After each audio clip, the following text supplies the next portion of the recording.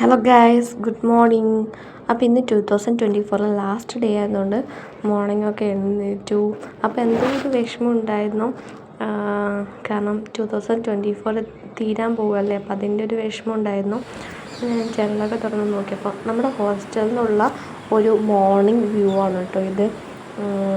അപ്പോൾ ജനലൊക്കെ തുറന്ന് ഇങ്ങനെ മോർണിംഗ് ആ ഒരു വൈബൊക്കെ എൻജോയ് ചെയ്തു. പിന്നെ എന്താ പതിവ് പോലെ തന്നെ ഓഫീസിൽ പോയ സമയത്ത് ജസ്റ്റ് 2 ഫോട്ടോസൊക്കെ എടുത്തിട്ടുണ്ടായിരുന്നു. അപ്പോൾ അത് കഴിഞ്ഞ് ഈവനിങ് ഞങ്ങൾ ജസ്റ്റ് നടക്കാൻ വേണ്ടി പോയിട്ടുണ്ടായിരുന്നു. ന്യൂ ഇയർ ഒക്കെ അല്ലേ, അപ്പോൾ ഡിന്നർ കഴിക്കാൻ പോകാമെന്ന് പറഞ്ഞിട്ടുണ്ടായിരുന്നു.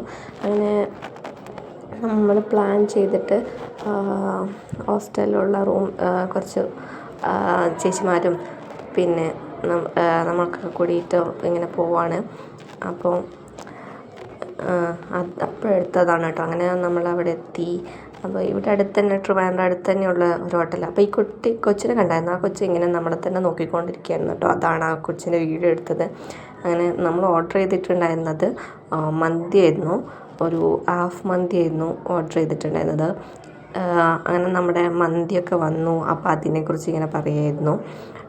പിന്നെ ഞങ്ങൾ കഴിക്കാൻ വേണ്ടി സ്റ്റാർട്ട് ചെയ്തു. അപ്പോൾ എനിക്ക് മന്തി പൊതുവേ അത്രയില്ല, എനിക്ക് അതിനോട് വലിയ താല്പര്യം ഉണ്ടായിരുന്നില്ല. ബട്ട് ഇത് അത്യാവശ്യം നല്ല ടേസ്റ്റ് ഉണ്ടായിരുന്നു കേട്ടോ, നന്നായിട്ടുണ്ടായിരുന്നു.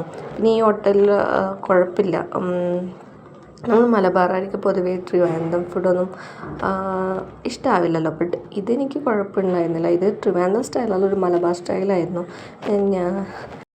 പിന്നെ ആക്ച്വലി ന്യൂ ഇയർ ആയിട്ട് വീട്ടിൽ പോകാൻ പറ്റാത്തതിൽ നല്ല വിഷമമൊക്കെ ഉണ്ടായിരുന്നു. അപ്പോൾ അതൊക്കെ ഒന്ന് മറക്കാൻ വേണ്ടിയിട്ടാണ് ഫുഡൊക്കെ കഴിക്കാൻ പോകുന്നത്. ഫുഡ് കൊള്ളാമോ?